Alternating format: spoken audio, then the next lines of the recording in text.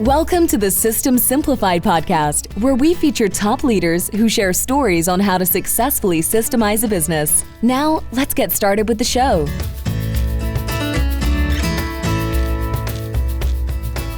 Hello, Adi Klevit here, the host of the System Simplified podcast, where I feature top founders, entrepreneurs, and thought leaders about systematizing a business. And today's episode is being brought to you by Business Success Consulting Group, where we create, document, optimize, and implement processes and procedures so businesses can grow and thrive. And today's guest is Jessica Gomez. Hi, Jessica. Hi, it's nice to be here.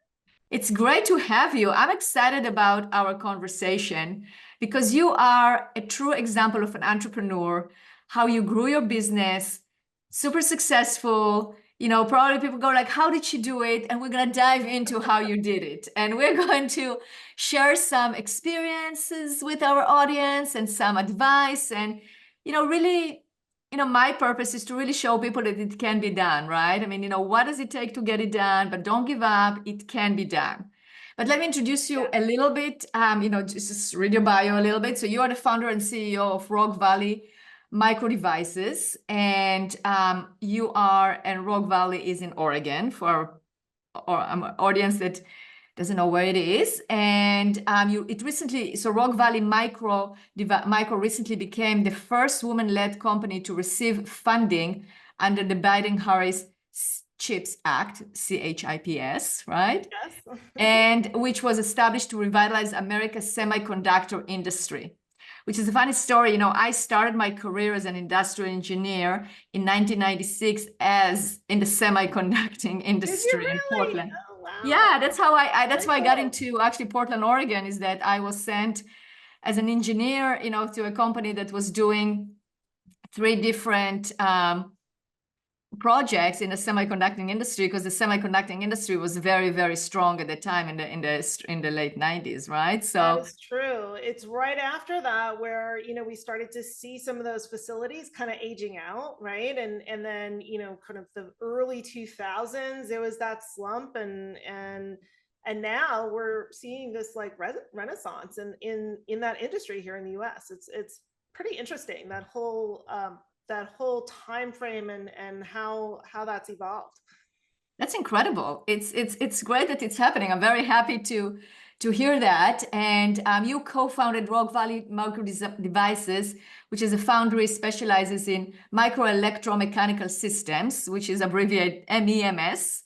Yes. And tiny intelligent sensors crucial to the automotive, biomedical, and industrial markets. And we all saw what happened during the pandemic when we didn't have it, and the shortage, which created a big problem. So that's, again, another great reason why to revitalize it here in America.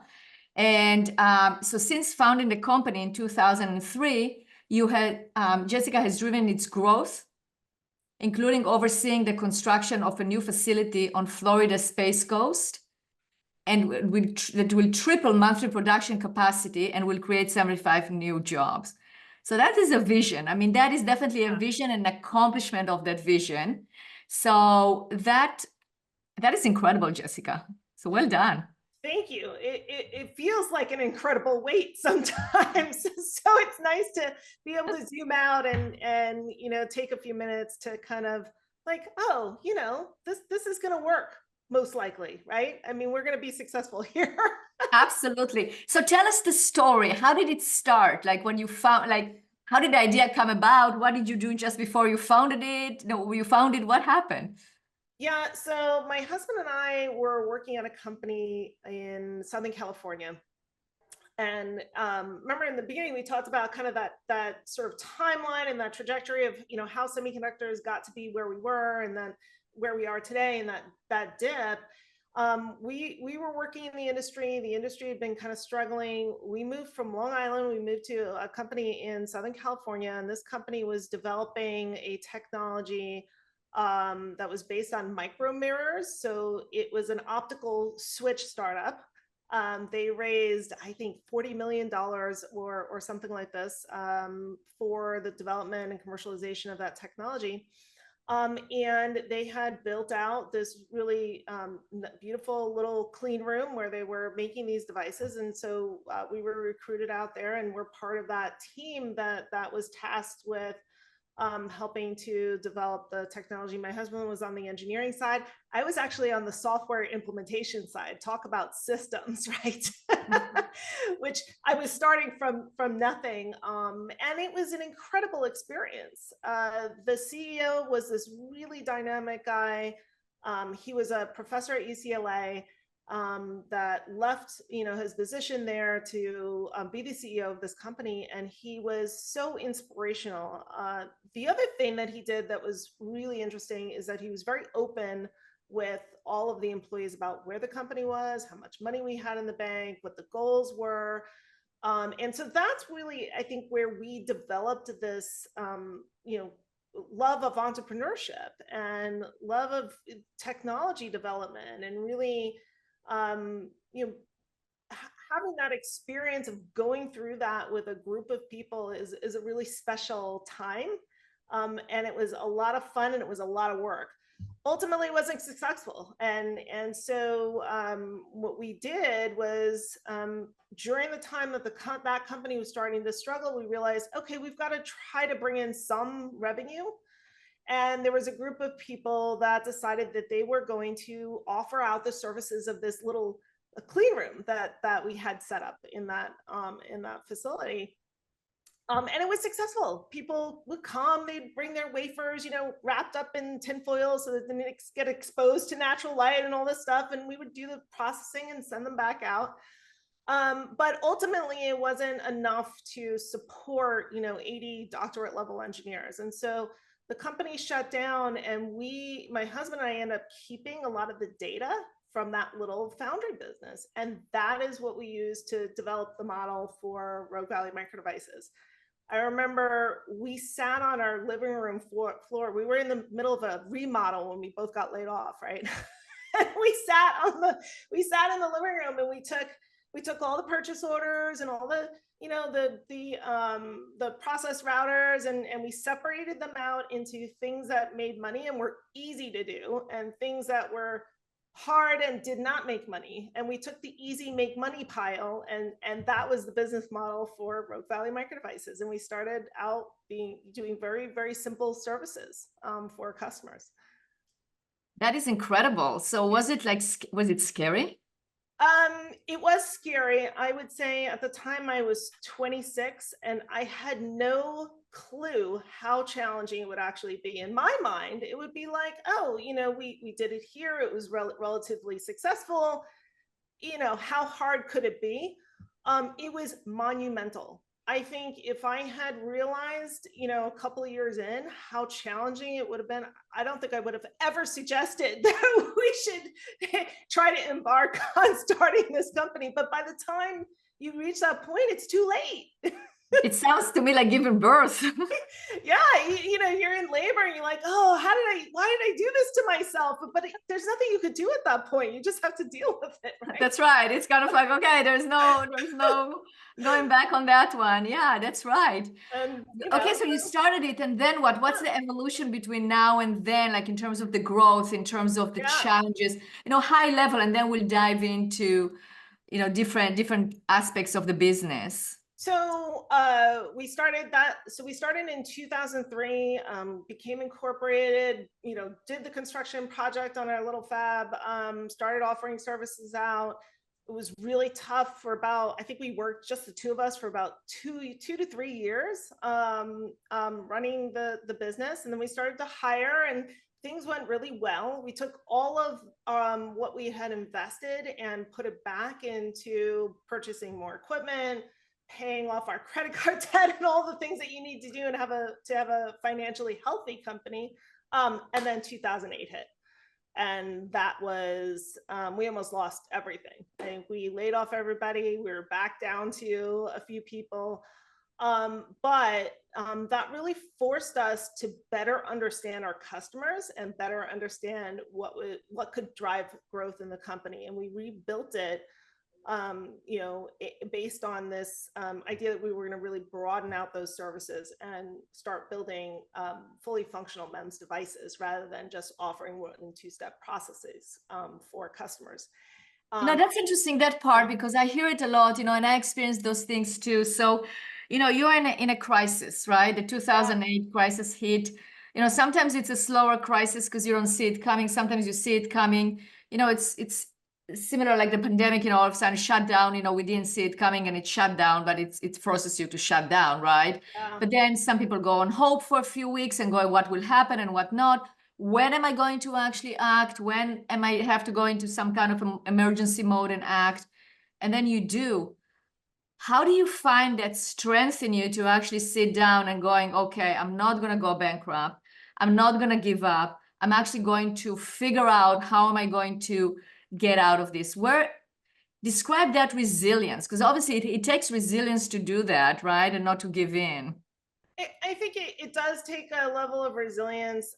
It also, some of these things just happen out of necessity, right? I think that the biggest mistake I see founders make, companies make a lot of times is waiting too long to take action.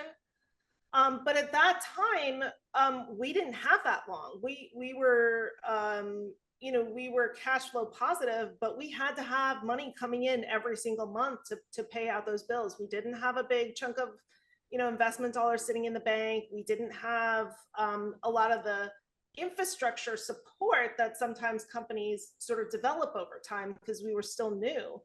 And that forced a level of urgency that I think actually ended up saving us during that time. We recognized we had revenue that was cut by 50-60% 1 month, and that was it. We laid everyone off.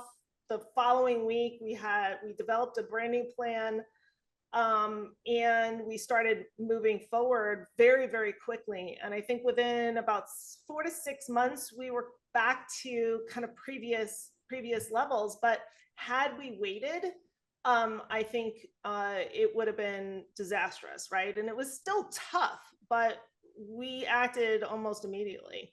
And I think that's a key point. That's a key point. Right? Yeah, absolutely. Like that's a key point, is the response to the necessity and response to the emergency or respond to the situation.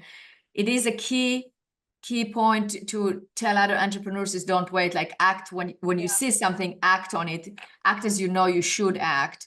Absolutely. And okay, so you emerge from hard. Like that's a hard decision to make, right? Because you feel like you have people relying on you. You don't want to let anyone down. And at the end of the day, you have to make the decisions that are right for the whole company, right? Not one person or another, or even yourself. Absolutely. Absolutely.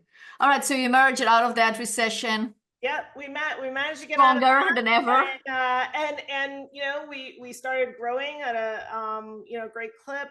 Things started to fall in place. We developed a really great team, and we got very, very busy to the point where lead times were extremely long, and we started looking at expansion opportunities. And really struggled to find the right location in Oregon. We tried for 5 or more years actually to find an appropriate location where we were. And there was no buildings available that had the right construction type or the right size. Things got very expensive between then and when we really wanted to expand. And so we kind of came to terms after COVID that we were going to have to start looking in other states. And that's when we found our location in Palm Bay. And we went on a limb and bought the building and started planning for the expansion there. And so we're under construction right now.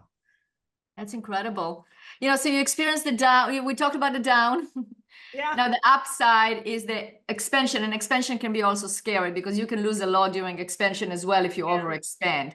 Mm-hmm. How did you deal with it? Like, what would be some of the challenges that you experienced when you were growing fast, and how did you overcome those? Yeah, I think some of the biggest challenges were on the workforce side.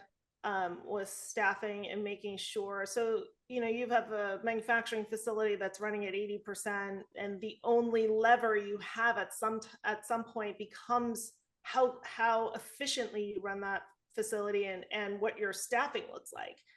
Because those, that's an important lever to think about during those times. And we were working through a time where it was almost impossible to hire people, to keep people. And that was one of the bigger challenges in really maintaining that growth, especially because where our location is in Oregon is outside of Portland. So we don't have the benefit of having trained people down the street at, the Intel facility or another semiconductor manufacturer. So we had to train people from the ground up and really work through how do we identify those skill sets? What is the system that we can put in place that can help us bring people on, train people that have the best chance at success? And we moved to this system that pretty early on that really where we do a series of interviews. So we allow all of the people that are going to be working with that person to interview them, and then we make a collective decision. And we do that because we want our employees to be invested in their success, and we want the potential candidate to really understand what the culture is, to get to know us before they make the decision of whether or not this is a good fit. And it's been successful. And now, we're really have managed to build out that team, and we've developed systems around how to hire, how to identify those folks. And that's helped a lot through that growth period.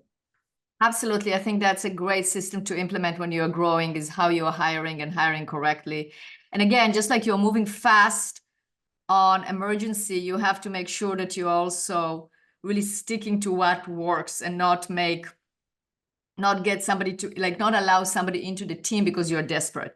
We talked about necessity, and on the other side, there is desperation, right? I mean, you can have necessity and desperation on both sides of the equation of you are growing so fast, you're desperate. You go, okay, that person, I understand that, I see that they don't really fit the culture, but maybe, and that is also a mistake, wouldn't you say? Yes, it's a huge mistake. And, as CEO, I've made every single one you can imagine, right? Especially when it comes to people keep holding on to people too long, hiring the wrong people, making excuses for someone that's not a good fit, hiring family. I mean, I've been through it all, right? And I think I would say probably the most important thing I learned is when you know someone isn't right, do not hold on to that person. Let them go as soon as possible. It's better for them, and it's better for you. It's better for the company. And your employees will appreciate that, even though it might seem really hard on them in the beginning, because, with teams, especially small teams, they rely on each other. But, once you you can sort of see past that, you start to realize that there are things that person was holding you back from being able to achieve. That's very true. It's something that it's a hard lesson to learn, because no one wants to be the bad guy. No one wants to let the person go who has 4 children and is a single parent. Those things are really tough as a leader and for other team members. But it's really important to do that and to stick with what you believe is healthy for the team. Absolutely. So do you, how would you describe the culture that you build? What would be some of the characteristics of your culture? I would say our culture is very future thinking. I mean, we're really collaborative. We're really supportive. We're focused on, making sure that our employees are healthy, that they feel cared about, and that they have maybe long-term visibility as to what the vision of the company is, what is happening in our industry. What I've found is that it's hard to dedicate. I mean, we spend 8 hours, 10 hours at work per day, depending on what you do, right? And it is hard to dedicate that kind of time unless you are passionate about what you do and you understand the impact that you ultimately have on the work that's being done. And so we work really hard. I personally work really hard at building in that visibility. You know, we're at Rogue Valley Microdevices, we work on life-saving technology. You know, we're working on biosensors, make a cancer diagnostics chip. We're making LiDAR technology, things like that that are really integral to the future of technology. And you're going to see those products on the market in 5 years for some of the research and development projects that we do.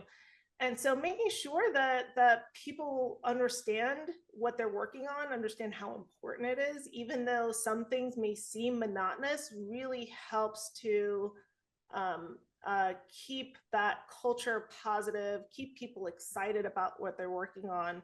And it's a communication thing, right? It doesn't change the job, but it's giving employees and giving the team perspective about what it is that they're really doing, because long-term of that work is really important, not just to us and our customers, but potentially to the rest of the world, right? For sure, in the future, you're absolutely right. Okay, so speaking about the future, what does the future look like? So the future for us is super exciting. We're developing new partnerships that we've never had in the past. We're gaining more visibility out in our industry. And in addition to that, with the new facility, we're going to be able to bring on some additional capability that will allow us to support even more technology, to work on some of the things that our customers have long wanted us to help them with, that we've been unable to do just because we're space constrained here in Medford. So we're super excited about that. We expect to triple, if not quadruple, revenue over the next 10 years. So that's really exciting. There's some things that I want to do for employees that will be really, I'll just be thrilled to be able to offer them more. We're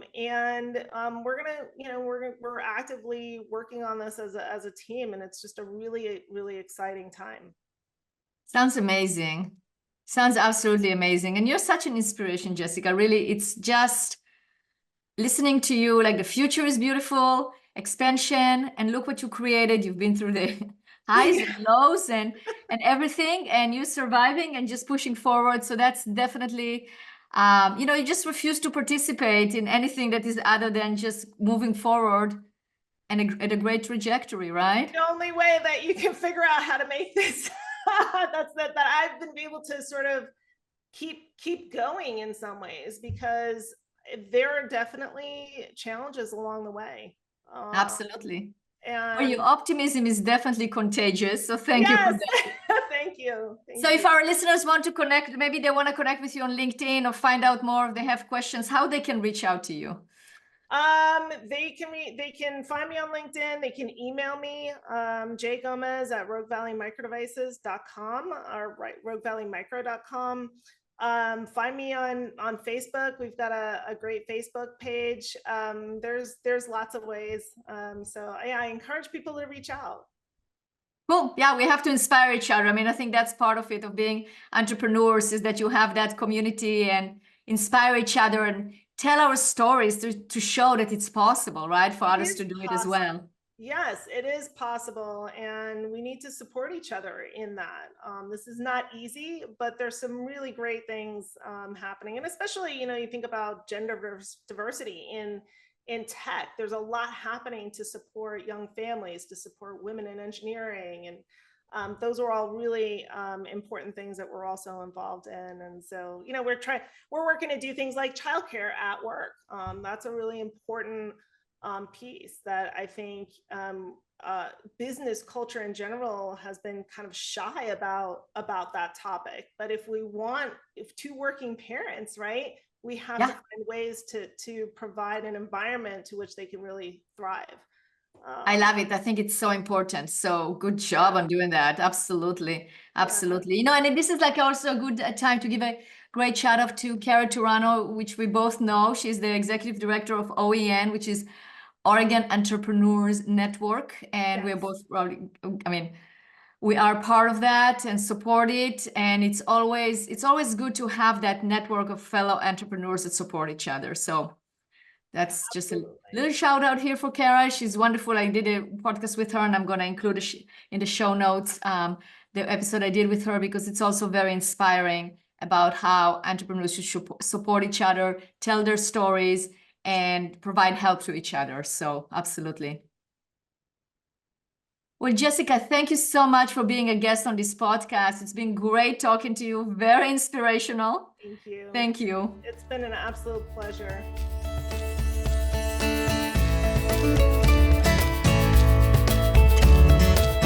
Thanks for listening to the System Simplified podcast. We'll see you again next time, and be sure to click subscribe to get future episodes.